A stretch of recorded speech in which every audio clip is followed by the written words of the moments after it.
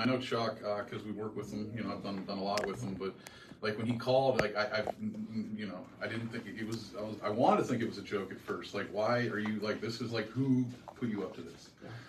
This is a really nice honor, and I don't think I've earned it yet. I know I've done, I do the best I can, and I did. I even told him, I said, are you asking me if like, are you telling me on this, or are you asking me if there's somebody I should nominate for this? Like, I'd be cool just to be part of a nominating committee, because I can think of 3 people. And no, he kept saying it was me, and I was like, all right, here we go. And so I got to earn it. I feel like I got to stand up and do something to earn it now. Do you have your wave set? No, I do remember. I'm not gonna lie. When I was in middle school, I had a friend of mine that was like, way better looking than me. That was really into like girls. And man, I remember like in between 6th and 7th grade, he practiced his wave like 1, 2, 1, 2, 3 in the hallways, like with girls. Like I don't know how. Like is it like 1, 2, 1, 2, 3, or is it gonna be like 1, 2, 3, 1, 2, or do you do it together? Like. These are the enlightening questions. You're finding out the answers here on the 12 o'clock show. No. So one of the items in the nominations that was out there talks about Reynoldsburg Student Council. And I realize that you are not student council. The students are student council, and you're just kind of herding these kids into a thing, and then you give them a task and they go about it. Why don't you tell us a little bit about what they participated, what activities are there, and what you think everybody out there should want to know about the kids in student council? Keep in mind, we're not trying to challenge Debbie Dunlap's time length on these things. I get, no, this is actually a softball question. I appreciate this one. Because first and foremost, out of all of this, I've never been like a solo artist. I'm not a solo artist. I've always been part of a team. And that team started with student council. It's 2014 we came together. I had one student, they I started in 2014, they said, here's some things that we can do to help you out, like with some, like groups, get you more involved as a teacher, because that's, they want you, the faster you can get involved as a teacher with things, the better chance you have of staying with a district, because you start caring in different ways. And so they did, they really wanted me on that student council, and so I did. I started with one student, and I told her if she could bring me 5 students, that we would start a council, and so we did. It took her about a week, and she found it, and we started growing from there. So over the years, we started with just small things, like what can we do with like 6 or 8 people? What can we do with 10 people? So it was let's clean up the campus. Let's put, find a way to fundraise and buy, I don't know, like we bought icy pops and just gave icy pops out one day for lunch.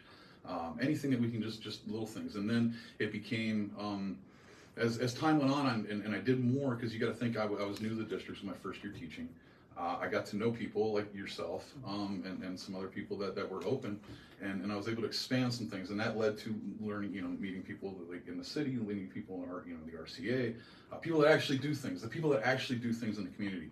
And so they were like, one of the things that I want to do is show them that teenagers are nothing to be scared of.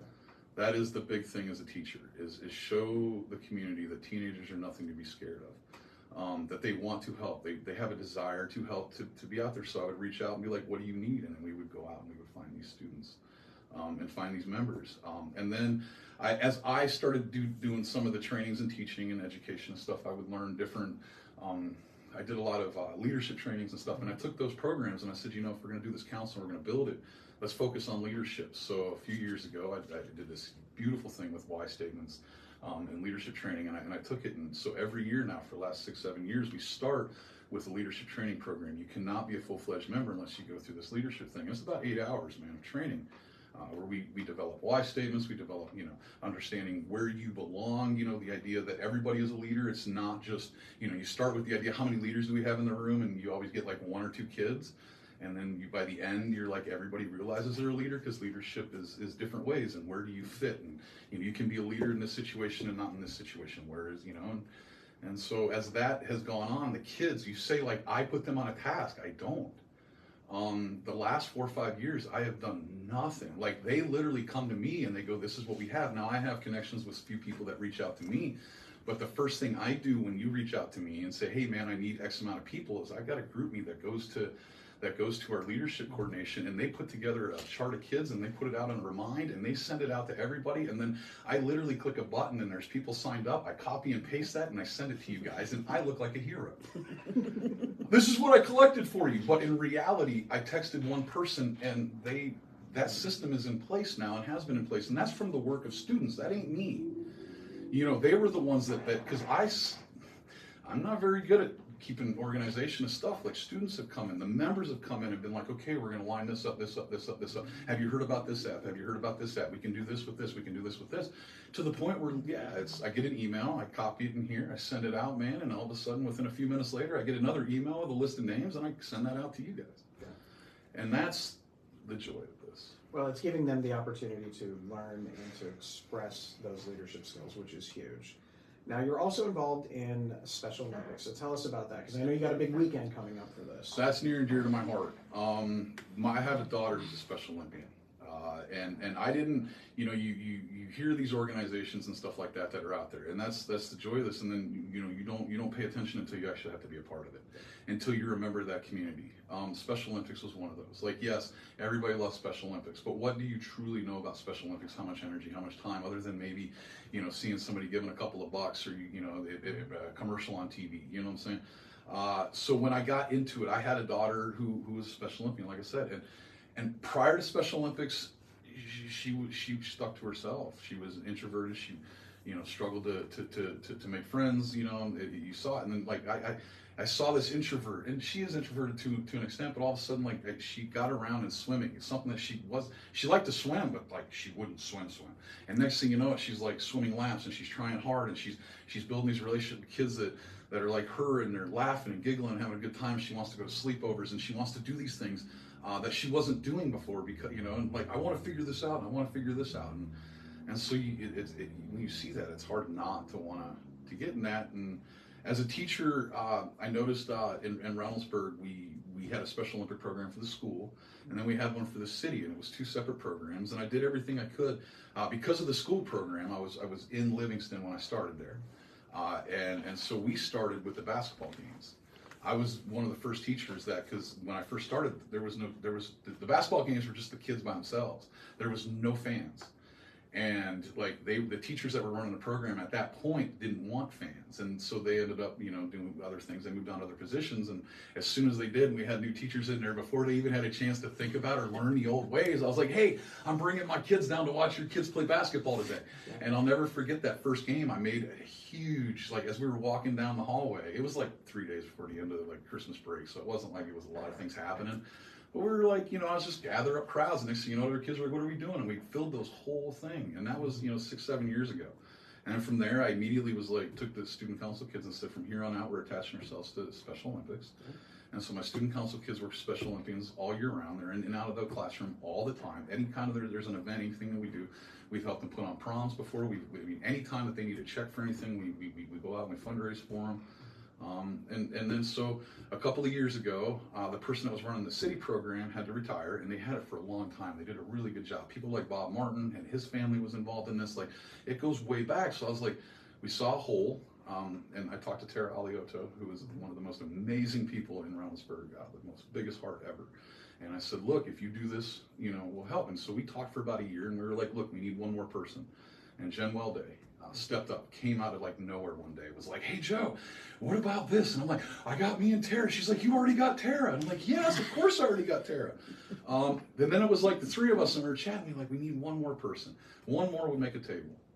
You know, a stabler table than just a three-wheeler, right? And four-wheeler's way better. The three-wheeler, and Angela Abram out of nowhere one day. We were just eating breakfast, and she's just like having coffee, and she's just like, "Oh, by the way, I got an extra 5 minutes this week. Is there anything like I can get involved in?" And I'm like, "I got Special Olympics. She'd love it." So we had our 4-person, and over the last 2 years, we started with like 8 bowlers. Yeah.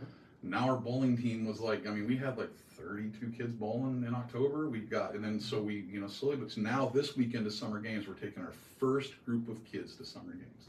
We got 4 bowlers this year. Yeah. So it's Friday, Saturday, Sunday. We'll be up in Dublin bowling. And now we have a full-on bowling coach with Katie Neff Young, who's, you know, her son Michael is on the bowling team. He's one of our 4 bowlers, and she's taken on it. And eventually Michael's going to be a heck of a coach. If you know Michael, man, I mean, he's a great kid. Works at Kroger's on Taylor Road. If you see him, he's working on July 4th lawn, walking in the parade. just say, hey, Michael, are you going to walk in the parade with Joe? And just just nudge him a little bit, man. Just be nice to him though too, because he's an amazing young man. But he chose to work instead of walking in the parade because he's dedicated to getting the job, and they scheduled him. So just but that's the kind of kids that you have. Yeah. You know what I'm saying? Like Michael's, he made that choice on his own. He took the weekend off to bowl, but he's going. I'm bowling. I took Saturday off. So then it's hard to, those relationships, man. Those are brilliant. Those are awesome. So, yeah, and I look for any possible ways to expand that and do that. I thought you just did it because you like having breakfast at the Masons on Saturday mornings. This Saturday morning, 8 to 10 at the Mason Hall. Appreciate that. All proceeds go to our bowling. The Masons pay for our bowling. I can't express that enough. The Masons pay for our bowling every year. The check that they give us every year for those breakfasts covers our bowling. Yeah. And we went from 8 bowlers to 30, and I guarantee we're probably going to pick up another 20 more so we could use as many people down there eating that breakfast as possible.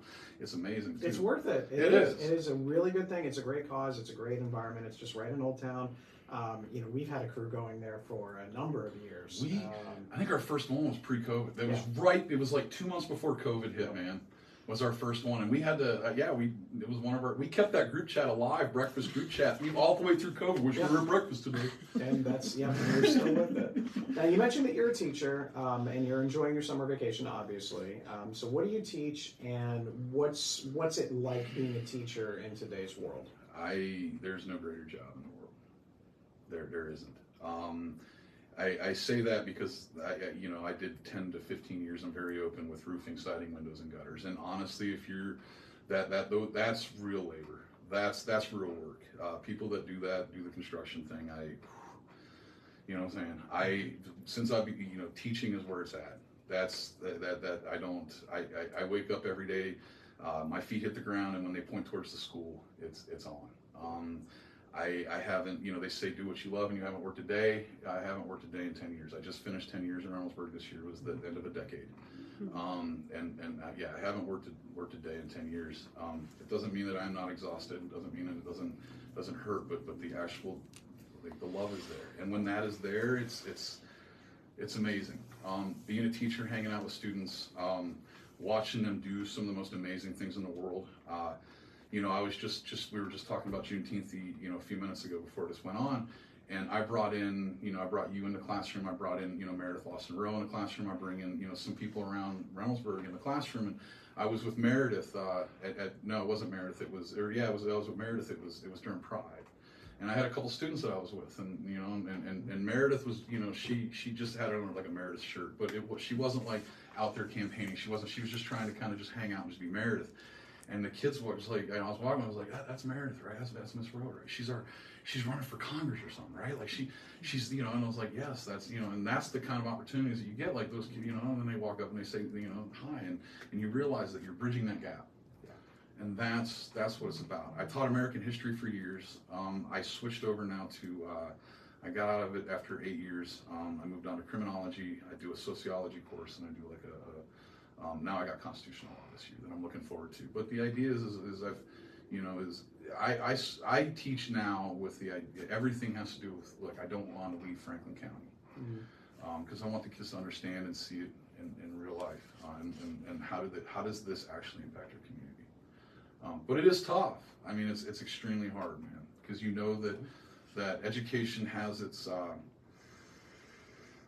people come at it from all angles, man. Everybody's got a kid, everybody's been educated, everybody's been through a school, so everybody has an idea, and everybody's got skin in the game somewhere, in some way, shape, or form. So everybody has an opinion, and so you kind of gotta weave through a lot of that.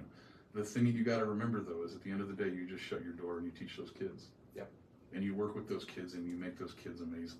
You work with those kids and you make them reach their potentials. And as long as you continue to do that, all that other side stuff, it has a tendency just to become noise. Yeah. It's well said, and as you can tell by, you kind of get an idea of why Joe was nominated as Grand Marshal. One question you kind of touched on a little bit earlier about not being afraid of teenagers. There are a lot of people that say the kids are different today. I don't necessarily always buy that particular argument. But what do you think? What do you see in kids today? You know, you've been teaching in Reynoldsburg for 10 years. What's the difference between 10 years ago and today? How have things changed? Or have they not changed and it's just everything else kind of changed around them? No, COVID definitely changed our students. COVID changed our community, and you see it at the school level. I think one of the issues that we have is that the people that are in charge of making the rules don't see it. And that's probably, I mean, that's about as real life as I can get, is the people that are the ones that are making the rules that we have to live by in the classroom don't actually see the real changes that COVID actually had on our students, and they're not making the right decisions in a lot of ways. You know, I'll just throw this one out there. You know, during COVID, they gave us free lunches for every student. It was one of the greatest things, that you leveled the playing field for every single student.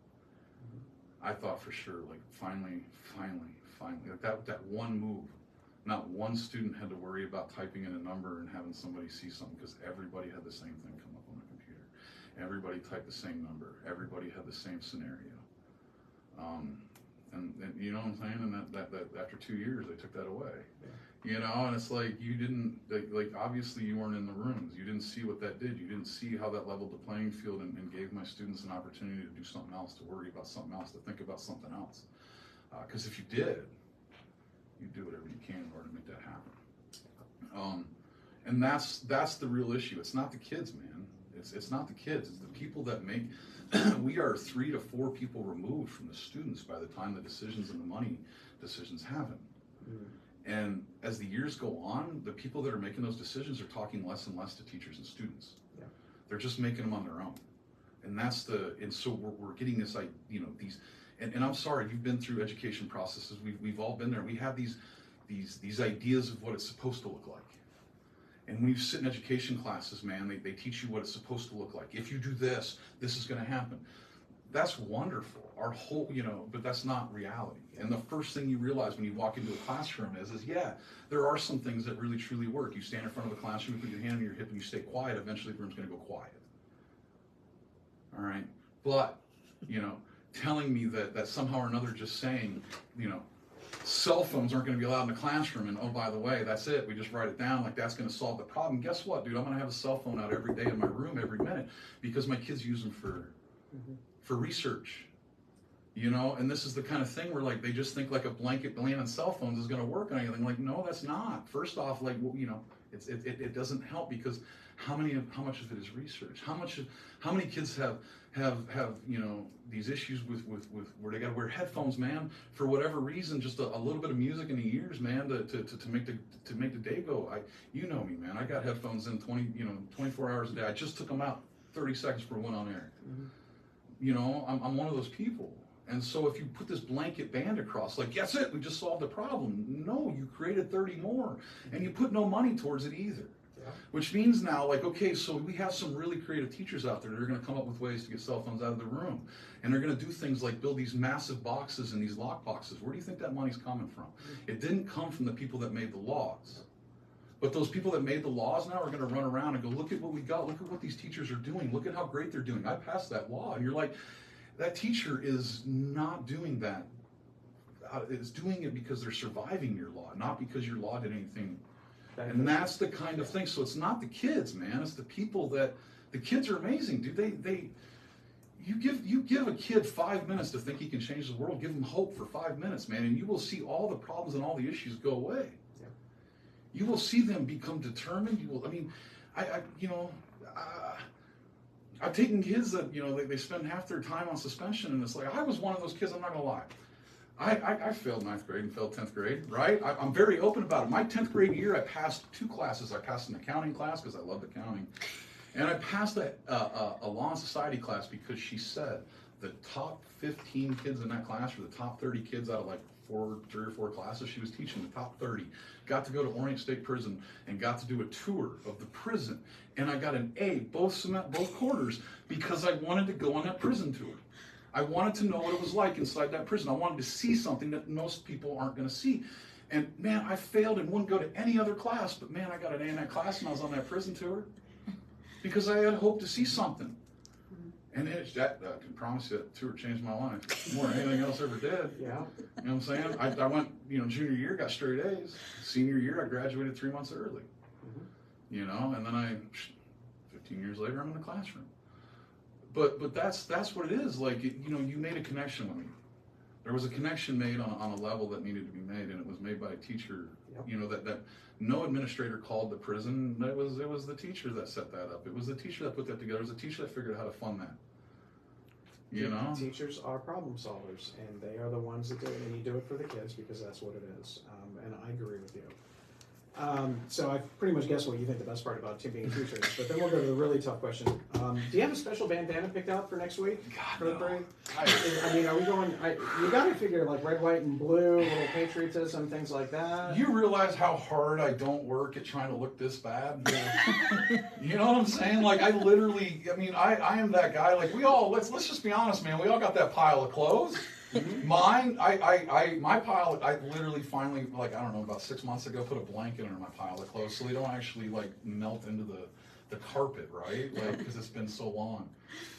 But yeah, I pull out a shirt and I'm like, okay, man, it's going to go with this socks and this bandana, and that's how I start every day. There we go. And so, like, I've literally been racking my brain going, like, what am I going to wear? Like, it has to be special. And I'm like, I think the most special thing I can do is just close my eyes and pick a shirt.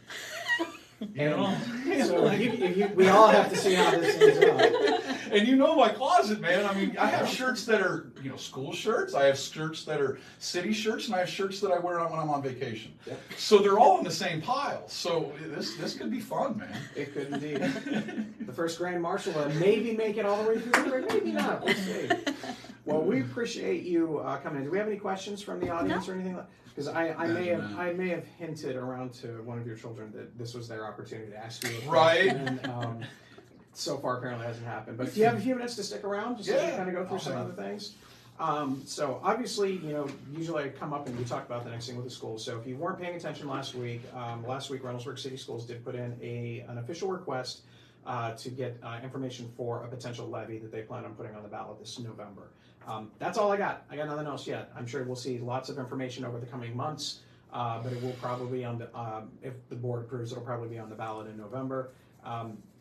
There's a lot of things about school funding that I can go into. I'm just going to kind of give you a couple of highlights of what school funding does. Normally, I rip the State House when it comes to this, but I will give them a little bit of credit in this. The two most recent budget bills that have been passed have actually done a better job of equalizing the playing field when it comes to school funding. It has closed the gap from here, and then they probably got it to about here. The voucher issue is taking money away from the pile, and so we don't know what that's going to look like moving forward. Reynoldsburg, believe it or not, has done a very good job of managing money. I know that sometimes people always question certain decisions and things like that, but the reality is they've not had to go to the ballot to the taxpayers for an operating levy since 2010. And there's a difference between operating levy and basically the bond issue that happened last time. There's two pots of money that schools have. One is used to pay for teachers and things like that. The other one is the maintenance of facilities. So there's two separate piles. You can't mix the money all the way throughout. And so the last issue was a bond issue that was specific to building. This will be a specific issue for operational. So we'll hear what happens. I'm sure I will have plenty of people show up, over the course of the next couple of months, providing some information about it. But it is an important thing. And until the state of Ohio changes the way schools are funded, districts don't have options. It is property tax, and that's it. It is not fair to seniors. It is not fair to people who don't have kids in the school district. It is not fair to the kids in the school district. It shouldn't be determined based on this, but the reality is until things change at the State House, this is the hand that every school district in the state of Ohio is faced with, and every X amount of years, every single school district has to come back. One of the comments is they were operating a 2023-2024 budget on dollars from 2010. So all of those property tax increases that have been talked about, that doesn't mean that the school district gets extra money. That has to be approved by the voters, because at some point in time in the early 1970s, they passed a law saying that that couldn't happen. I don't know if that was the best decision at the time. Instead of having, the things moving up with inflation, and as time goes by, maybe that would have been a better course, instead of what ultimately happens to school districts is they have to go to the levy, and then it becomes a much more bigger chunk out of what your income is when it comes to property taxes. It becomes a bigger hit all the way across. So it's a question of nickel and diming, or getting hammered over the head with a sack of money. So we'll have to see what happens. Perhaps this Friday, board member Neil Whitman will have some additional information. He's always doing his office hours at Graham Road. It's from 4 to 5 o'clock. I know I've mentioned it before. So from 4 to 4:30, he's online and he'll answer some questions. Now keep in mind, I don't think he's going to have a lot of information about the levy. I think they put the information out, they're going to get the information back in, and then they're going to bring that to the board in July. So that'll be something that's there. But anything related to it, you can ask for. So if you got questions for that, don't worry. I'm sure we'll have some people from the school district here on the future. Speaking of things, we've got 428 days to go on the Wagner Road project. To kind of give everybody an update, the water line is actually going between Quarry Cliff and Jordan Crossing right now. So we've actually made really good progress on that particular part. Columbia Gas is starting over by Priestley, and in a meeting yesterday we were just informed that some of the Columbia Gas individuals that are out there working have seen cars driving southbound on Wagner Road as far as Priestley. I know that there's some thoughts to what happens at Amelia because it's not that far away and things of that nature, or the new MI subdivision. But if you're driving all the way down to Priestley, good luck. Eventually, the odds are going to not be in your favor, and you're going to get pulled over. You're going to get a ticket. It is going to be an extra fine, not only because of you in violation of that, but odds are you're probably speeding to get through it a little bit faster. So roll the dice on that one. But they are making good progress overall. Once the water line is complete, that's a huge portion of it. Then the next thing are going to be the culverts. Those are the little bridge areas where they're going to be working to expand those. And then you're looking at the bridge at Maine and Wagner. That'll be the next one. Ultimately, the goal of this entire, of the construction crews and the people that I've talked to is they want to make sure the water line's done, they want to get the bridge taken care of, the culverts, and they would like to start working on stormwater in between now and the end of this year. And then that way, come the early construction season, or if the weather is, let's just say, not a horribly snowy or cold winter, that they can start working on some of those other things like the curbs, and then get the streets and stuff like that. So that's always there. But again, if you have any questions about Wagner Road, please go ahead and let me know. I know we did get the one question about the fines doubled in construction area. Yes. The speed limit is currently 35. That is where it is at right now. We would have to go through an entire other thing, and municipalities are kind of restricted in altering speed limits. So what? But basically, if you're going over 35 miles an hour in the construction area, if you get a ticket, it's going to be doubled. If you're going southbound on it, then it's probably going to be a lot worse than a speeding ticket. So I would advise not doing that. But thank you for that question. That was from Sue Miller, which is a good question. I did want to show one picture. Do you mind if you kind of show this up here? This is actually a nice rendering of what Maine and Wagner is going to look like when it is all complete. So you can see there's a dedicated right turn lane, a center lane, and a left lane. Obviously that's coming southbound or towards Graham Road for those of us that are directionally challenged. But that kind of gives an idea of the 3 lanes and what it will look like with the bike path and the sidewalk on either side. This is on our website, so if you want to take a closer look at that, you are welcome to do so. Any questions about Taylor Road or Wagner Road? Nope. All right, Taylor Road, got great news for you. You're going to love it. Dedicated right turn lane is going to happen any day now. The curb is in. It got in sometime late last week. They have to let that sit and cure for about 10 days before they start doing all the other work. So that means probably sometime late this week, early next week, maybe before the 4th of July or the week after. They will be shutting down parts of Taylor Road, probably just have one, my guess is one lane direction, because they're going to be repaving that section and getting ready to open that up. So the paving itself probably won't take more than a day or two. As soon as we know, we will let you know. They're supposed to give us 48 hours notice. My guess is because of a little bit of rain today, and next week with the 4th of July holiday, I can't imagine that they're going to get to it by then. But of course, having said that, I'll get out of my office and get an email and say they're going to start on a Friday. I don't know, but we will let you know as soon as we get some information. So the other thing, a couple of comments came up on the meeting on Monday night about CODA. CODA is looking to do a bus rapid transit line, so we're getting information in there.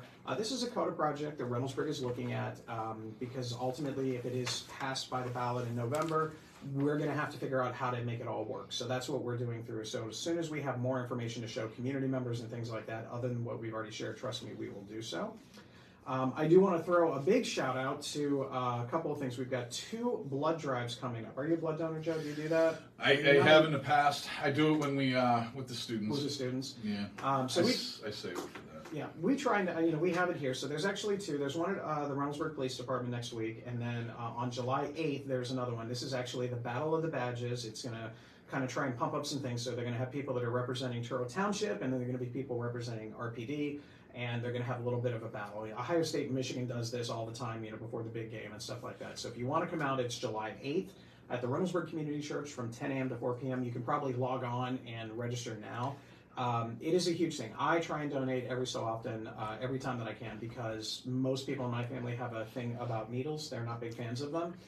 As a matter of fact, if I talk too much about it, my wife might actually kind of lose consciousness. So I'm going to move beyond that. But it's just one of those things that it's a benefit. It doesn't take a lot of time, and it's a good thing. I was going to say, a lot of those people are really, really, really good at putting needles in arms, so you actually don't even feel it. No, it's and that's the truth. I know you're going to say, I get it, but it's one of the things that come with being in that line of work, man, is you can get really good at putting needles in. So if your fear is getting poked, like I promise you, you get that right person, you let them know, they'll find somebody. There's one person there that can get a needle in your arm without you feeling it. Yep. Kudos to the RPD. If you've seen on their post, they were able to apprehend somebody who had been breaking into cars up, I guess you could say, east of Wagner into the Taylor Road area. So they ended up finding the individual and all of that. A lot of that helped because of residents who had Ring camera and things of that nature, so they brought that in there. But the reality, again, is there are certain things that we can all do. One, and I say this with nothing but love and affection for all of you out there, please don't leave a gun in a car because nothing good comes from that. Lock your cars, make sure nothing visible is there, that type of thing. For the love of everything, please put your guns in your house safely and don't leave them in the car, because that's what most of this element is looking for when they're going through. So again, I know I've commented on that before. So kudos to the RPD for that investigation. We also have a flood grant town hall on July 18th at the Reynoldsburg Library. That's going to be from 6 to 8 p.m. This is that big comprehensive Blacklit Creek study that is going to look at the flooding that has come on for a number of years and things like that. So we've got that coming up. And before I get to 1,000 things with events and stuff like that, do we have any questions, comments so far? No.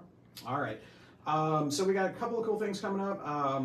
The first one is going to be the Livingston House Nighttime Tours. This is going to be July 19th and August 16th from 10 to midnight. This is for 18 years old and up, and it's going to be kind of a ghost tour of our Livingston house. So you can kind of do that. You'll get some equipment to kind of judge some of the paranormal things that are out there. Hopefully, if these are successful, we may kick this one into an October thing and get really fun with the system.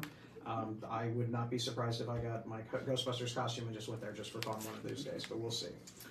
We also have our first Friday Food, Flicks, and Fun. This is going to be July 5th. So you've got The Marvels, which is an underrated movie, believe it or not. Yeah, I know some people are hating on it, but it does have a really good message. It's got an interesting dance scene in it and things like that.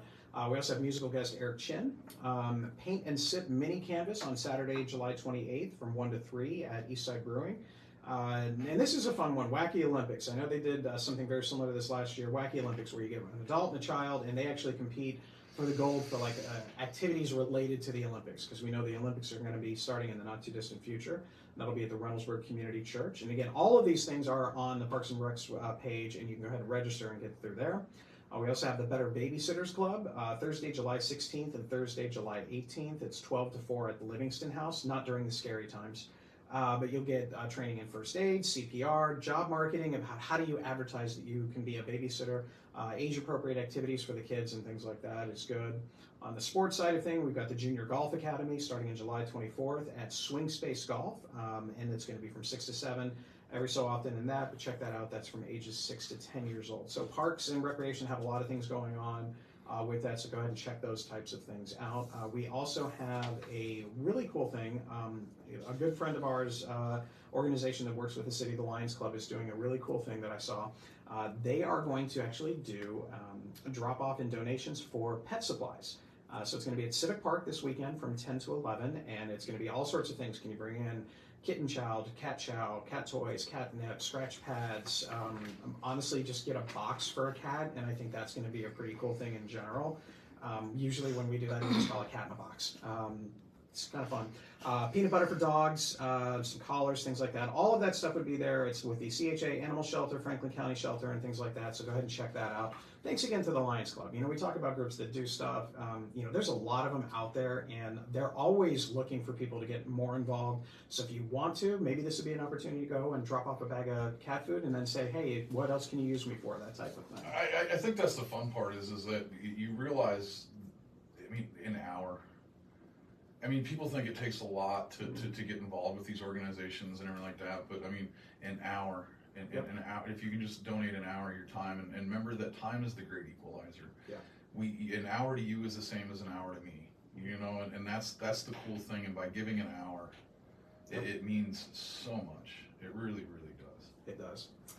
So, and kind of going up with some development news, obviously we'll talk about the PNC here in a second, but the land right next to the Central Ohio Primary Care, we got hoped to get it on the council agenda last Monday. Unfortunately, lawyers got involved. We love lawyers here, really. So what they ended up doing is they have to make sure that everything's set. And the reason why is because this program that we're doing, and I can't remember if you've heard about this, so right next to the Central Ohio Primary Care, there's going to be X amount of square footage for restaurant and retail on the front side of Main Street. And then behind it is going to be athletic fields that are going to be used for anything from field hockey to soccer. I joke with the band director, they could do a band practice out there during the hot times. They also have some batting cages, basketball courts, volleyball, pickleball, all of those different types of things. All of that's going to go on there. And that's going to be on the agenda on the next council meeting on July 8th. The reason why it was delayed is because we're very much going through the details, because the schools will have access to those facilities. They'll get a couple of hours a week that they can kind of do some programming in there. But we have to make sure that we get all of that stuff set, because again, it's legal and you got to do that. Reynoldsburg City Parks and Rec Department will also have time there as well. So it is for activities that can run through the city. It'll be activities that will run through the school, and then they will also have their own activities related to, I'm sure, a lot of club activities and sports and batting cages and all of that fun stuff. It's a huge thing. I think it's going to be a really big deal if council is approving of it and all of that. Just from some financial terms and things of that nature, the city made almost all of its money back from its investment on that property when we sold it to COPC. This will obviously take it even farther beyond that, and that will actually help offset any cost loss on the PNC side, which we'll talk about here in a few seconds. So from a portfolio standpoint, we're actually making good progress. We're not losing money, and that doesn't even include the income taxes coming from Central Ohio Primary Care or these athletic facilities or anything else that happens at the PNC site. So there are investments that help grow it. It's just in a different sense. So I guess my question, just to help out, like I've been to the Zucchini Fest and I saw that what they call it, Obet's, the Fortress Obet's. Fortress. So how similar is this to that Fortress Obet's? Because that's a pretty nice. It's going to be facility. Some pretty nice things. Now, we have not seen any renderings or anything like that, but the idea is that it's going to be open enough that there's going to be able to do all sorts of tournaments, either just on site itself with a restaurant that people can go to, or it's going to be something where they can work in conjunction with the school. So maybe you have a basketball game at the Summit campus, Livingston campus, and then maybe you have another one here or there. There's going to be basketball courts? Yes. Because Special Olympics, we're struggling with basketball courts. There you go. We are. I'm putting that out there, man. I mean, the Y helped us out this year. I appreciate it, but even the Y, like we don't have basketball courts are a good thing, man. So then you have that's the thing that we have it set up is one of the things that I wanted to focus on is making sure that not only did our Parks and Recs have access, but I wanted the schools to have access to it, because again, this is a partnership. And let's be honest, a lot of kids that live in the community, guess where they're going to work? They're going to work at these places. So it's a little bit of everything. So as a fan, I mean, I grew up in Green Tree, man, where that's it. I mean, that's where I moved into in '93. So those fields have always been sport related. Yep. My question for you is if I hear that we have sport related for the city, and on the front end we've got commercial.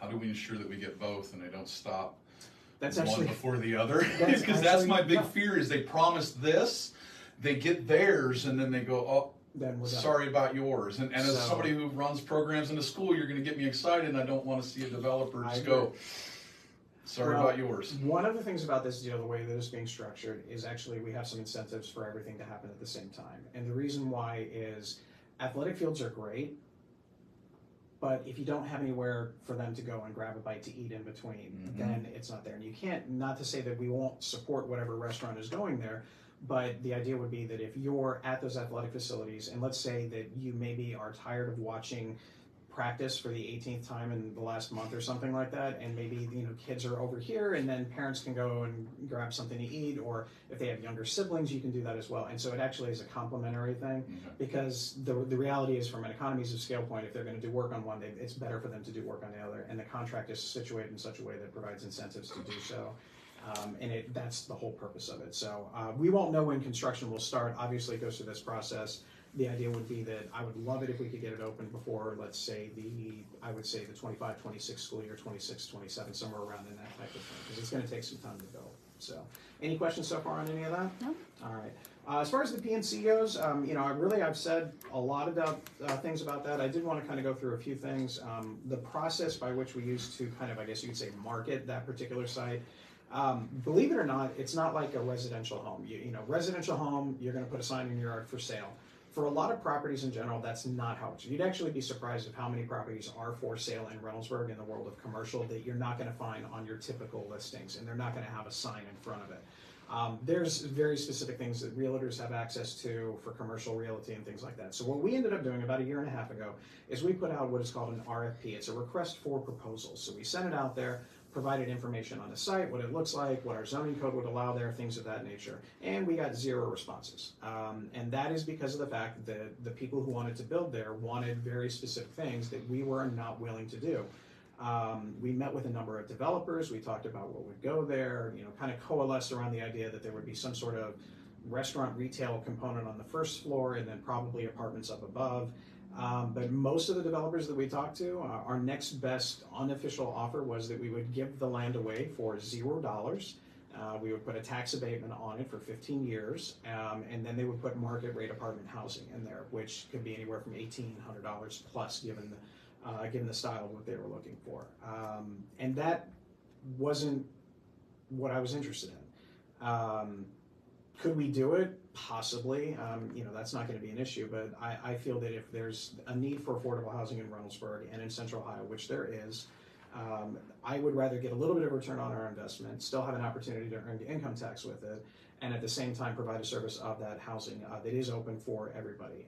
I got a couple of comments about some of the Reynoldsburg estates, and some members had mentioned that. The reality is people who live there potentially could have the opportunity to live in this location as well. That is something that is kind of there. I know when the MI Homes development, a lot of people were complaining about that. Who wants to live in Reynoldsburg? And believe it or not, at one point, I think about a year and a half in, 80% of the red people that bought homes in that development actually lived in Reynoldsburg. They actually moved up, and that's kind of typically how the housing things work.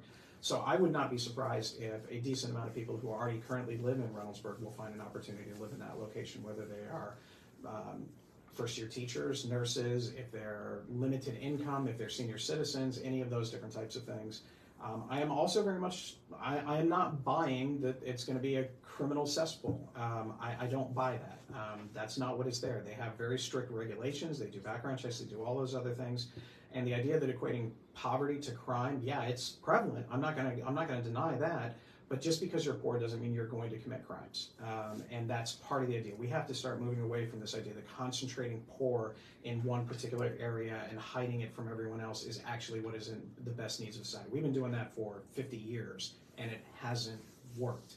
This is going to be right on Main Street. These people are going to have jobs. They're going to be working. They're going to, except for probably those 25 units of seniors or disability individuals and things like that, but they're going to go to restaurants, they're going to work, they're going to pay it, they're going to live there for X amount of years. If you're, I think the stats that they show is if you're a family, you're probably there a little bit longer than if you're just a couple, and that's just because of the fact of having that, to find space for something along those lines. Again, I am still in support of it. I've been talking about affordable housing for a number of years. It was part of the keynote on the State of the City this year. I've spoken at the Ohio Chamber of Commerce about the need for affordable housing. I have spoken at MORPC on the need for housing. I have talked with school districts, Reynoldsburg, Licking Heights, Southwest Licking, City of Columbus, all of these different things about it. So this is not anything that should be coming as a surprise to anyone. I do think it's a good deal, and we will see what happens with council. If you have questions about it, and believe me, I completely understand if you do. I live this every single day. But if you have questions and want to actually talk about it and get a better understanding of how all of these types of things works, whether it's this or the field across from the cemetery with the athletic stuff or any of these other different things, reach out. I am not going to turn you down. I'll meet you at Prost. I'll meet you at Five Bean. I'll meet you at Coffee Paradise. All of these different things, because I want you to understand that you can't come here and discuss it. I can come and talk to you here at City Hall, but usually it's more fun when you get to go grab a cup of coffee. So, I was gonna say,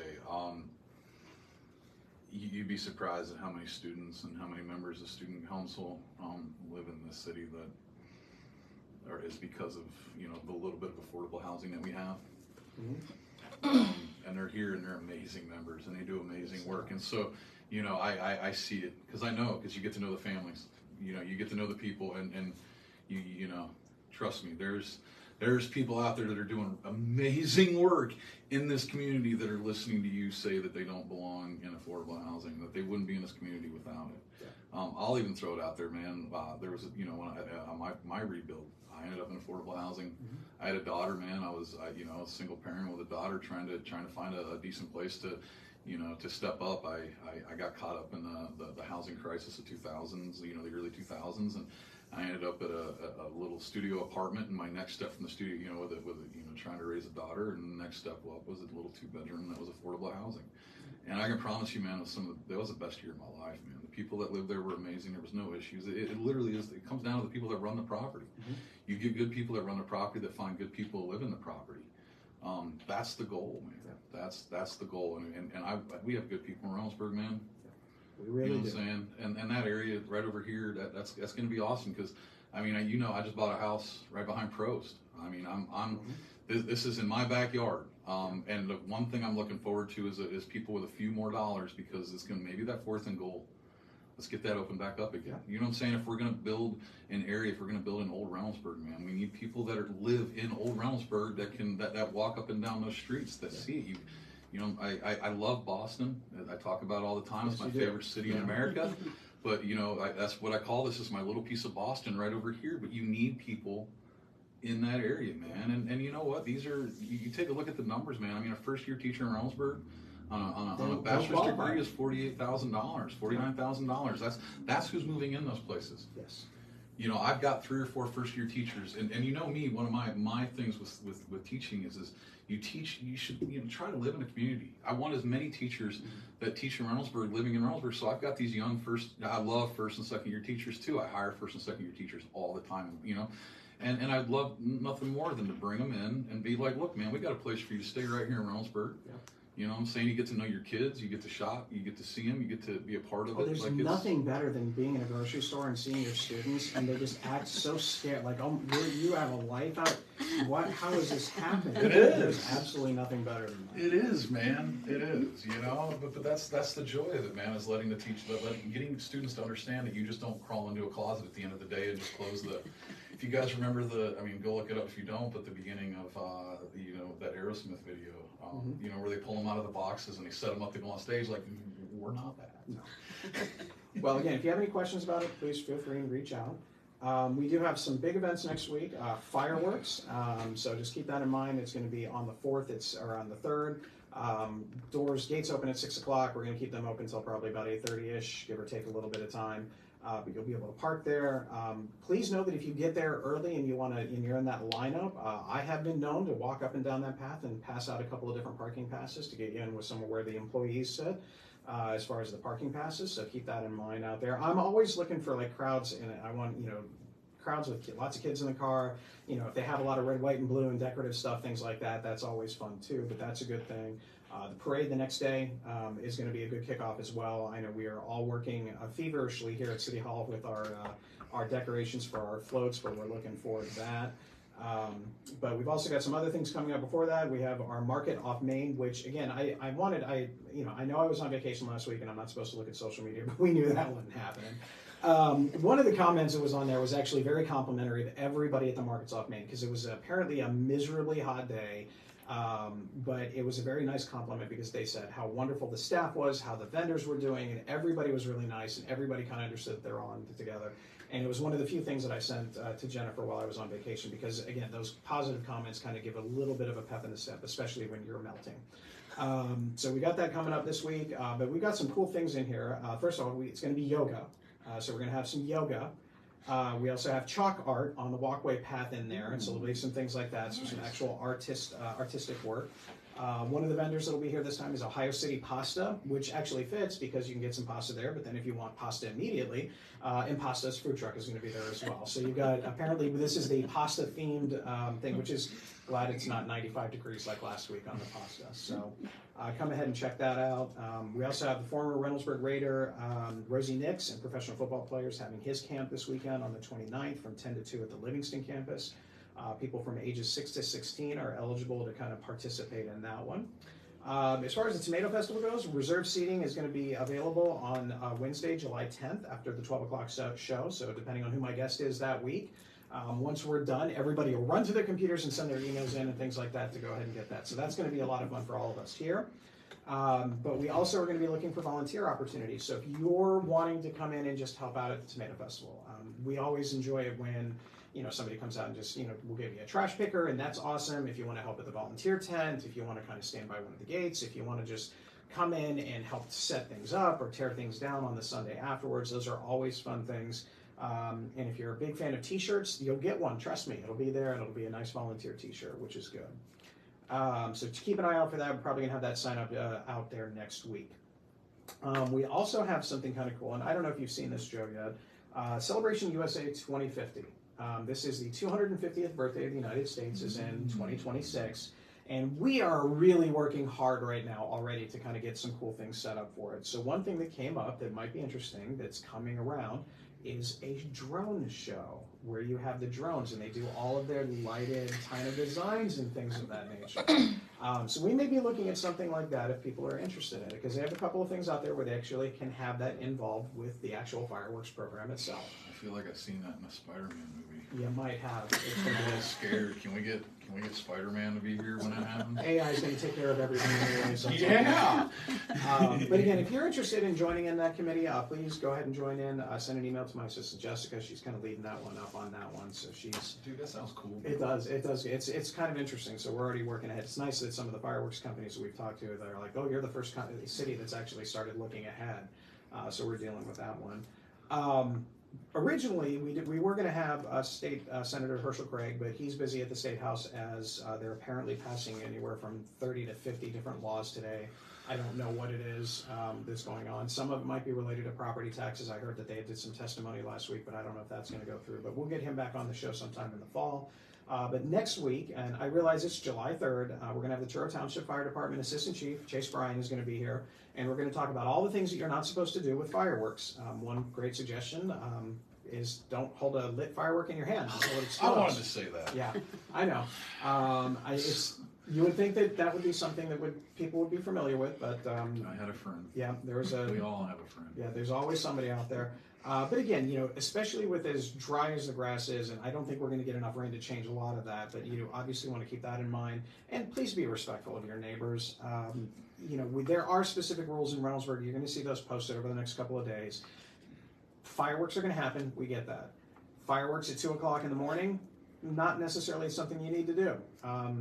Those are just things that kind of be respectful. Your neighbors, people have to work. You have to be respectful of the pets that are out there, because I never had an animal up until our newest puppy that we got. It's not a puppy anymore. It's 3 years old. That never cared about fireworks. Nothing. Now, if it thunders or if it's fireworks, the dog disappears, hides under the bed, shakes, all of those different types of things.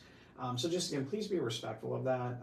I don't want to, restrict you from celebrating the 4th of July or anything like that, but at the same time, just know there are other things out there, especially some of our veterans out there, it's not the best sounds out there. So keep that in mind. But with that, any questions, comments, anything? No. All right. As always, stay safe, stay respectful. Joe, thank you very much for coming again today. Congratulations. You're going to see Joe practicing his wave the rest of this week and into next week. Again, I'm telling you, stay tuned for what t-shirt and bandana combination is at the parade next week. It's going to be a lot of fun. Yeah, I think the joy is that I'm going to have, be prepared to see, I got a group of people coming back. I'm trying to get one from every year. Yeah. One from every year, and I've talked to 3 or 4 of them, and I'll probably, I think I told you this the other day, is a couple of them are really excited to put the student council shirt back on because it's been a decade. Yep. for a few of them. You know what I'm saying? A couple of them have 7 to 10 years that they haven't been around. So when I was like, how do I dress? I'm like, you can wear whatever you want, but be ready to put the shirt back on, because we have these shirts. If you come to our events, you see that we have shirts that belong just to us. And I said, you'll don the shirt again. And they're thrilled to death. So chances are, no matter what I wear, eventually the pride's going to come over, and the hanging out. I'm going to put a shirt on and hang with my members, man. Well, that's good. Again, stay safe, stay respectful, everyone, and as always, please put your shopping carts away. We'll see you next week.